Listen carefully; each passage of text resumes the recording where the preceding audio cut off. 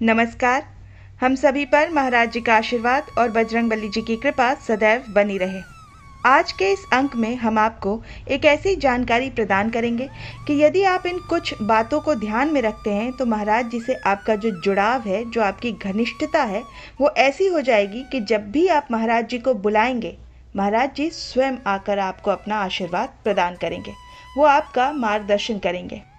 महाराज जी से जुड़े जितने भी भक्त हैं, जितने भी उनके अनुयायी हैं, हर मनुष्य के हृदय में यही एक लालसा रहती है कि महाराज जी किसी न किसी प्रकार से अपना जो आशीर्वाद है, अपना जो मार्गदर्शन है, वो महाराज जी किसी न किसी तरह से उन्हें प्रदान करें।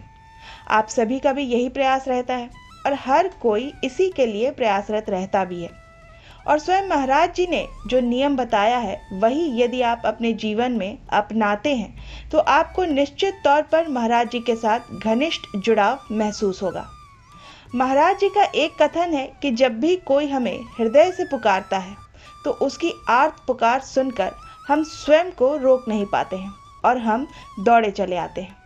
इस वाक्य को अगर आप गहनता से समझें तो महाराज जी का यहाँ कहने का मतलब यही है कि यदि आप उनको अपने करुण स्वर में, अपने सच्चे हृदय से पुकारते हैं तो महाराज जी किसी न किसी रूप में, किसी न किसी घटना के तौर पर, किसी न किसी प्रकार से आपके साथ आपको एक आश्वासन देने के लिए, आपको एक तरह से आशीर्वाद देने के लिए किसी न किसी तौर पर आ ही जाते हैं।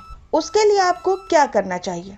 तो उसके लिए आपकी जो महाराज जी के प्रति श्रद्धा भाव है, जो घनिष्ठता है, वो जितनी ज़्यादा होगी, जितना अधिक आप महाराज जी के साथ अपना जुड़ाव महसूस करेंगे, तो आप पाएंगे कि महाराज जी आपको सदैव आपके इर्द गिर्द किसी न किसी प्रकार से आपको अपना अनुभव, अपने होने का अनुभव कराते रहेंगे।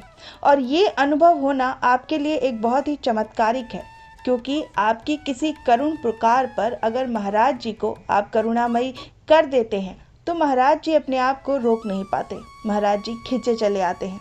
आपको करना क्या है? आपको करना मात्र इतना है कि आप अपनी प्रार्थना में महाराज जी को करुणामयी स्वर से पुकारिए। और करुणामयी स्वर से आप कैसे महाराज जी के लिए प्रयुक्त कर सकते हैं कि जब तक आपकी जो श्रद्धा है, महाराज जी के लिए जो झुकाव है, जो प्रभाव है आपकी भक्ति का, वो महाराज जी के चरणों में आप पूर्णतः अर्पित कर दीजिए।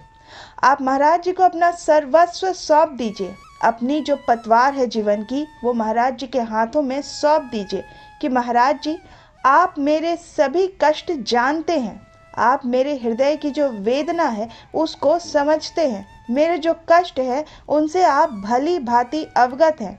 तो महाराज जी, मैं इस परेशानी से स्वयं उभर नहीं पाऊंगा, आपको मेरा साथ देना होगा। आपको मेरी परेशानियों में मेरा जो साथ है, मेरा जो हाथ है, उसे थाम कर चलना होगा। और आप ही के जो कल्याणकारी हस्त हैं, उन्हीं से आप मुझे इस भंवर से बाहर निकालिए।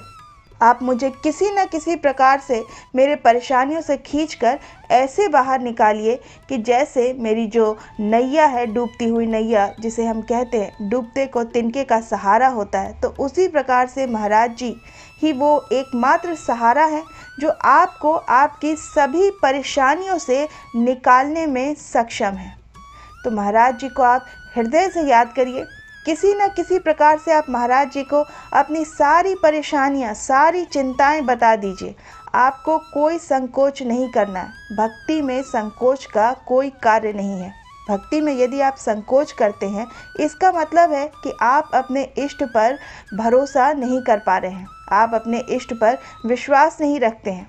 ये शब्द थोड़े से कठोर सुनने में भले आपको लगे, लेकिन आपको ऐसा बिल्कुल भी नहीं करना है। आपको अपनी भक्ति भाव पर पूरा विश्वास रखना है, अपनी श्रद्धा पर विश्वास रखना है, महाराज जी पर विश्वास रखना है। तो बहुत ज़रूरी है, क्योंकि ये जो प्रेम की जो हमारी जो डोर होती है, ये जितनी ज़्यादा कमज़ोर होगी, उतना ज़्यादा आप महाराज जी से खुद को दूर पाएंगे।